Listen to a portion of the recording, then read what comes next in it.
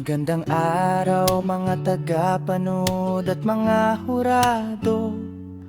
Ako'y napaparito upang ibahagi ang aking kwento. Isang kwento ng aking buhay bilang tao dito sa mundo. Ibabahagi ko sa inyo ang aking karanasan bilang gwapo. Simula pagsilang ko, ganito na talaga ako. Hindi ko alam kung papaano, basta't gwapo talaga ako.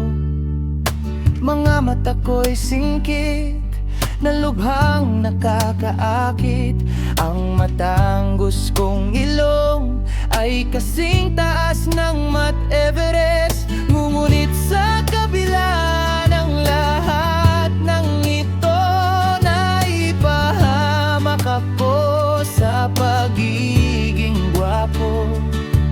Di inaasahan ng gwapo kong sarili, nahabulin pala ako ng maraming babae.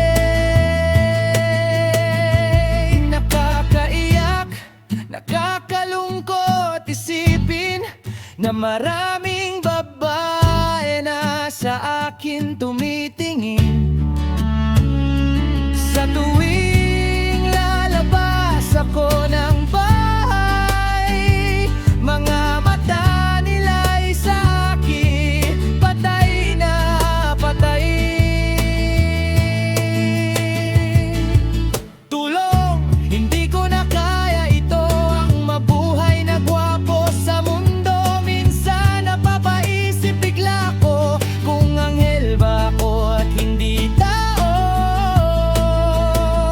Ngunit kahit mahirap ang ganitong sitwasyon, pagsisikapin ko na lang na ako'y di padadaig sa problemang lumipas mula noon hanggang ngayon, sapagkat normal lang ang mga pagsubok dito sa daigdig. Mga kapatid, mga kapuso at kapamilya, tandaan nyo at huwag nyong kakalimutan.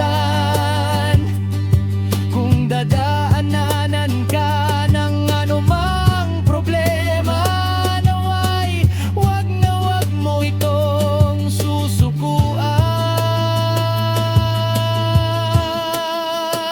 Sabi nga nila, di bale nang susuka, basta't di susuko, sapagkat ang buhay ay weather lang.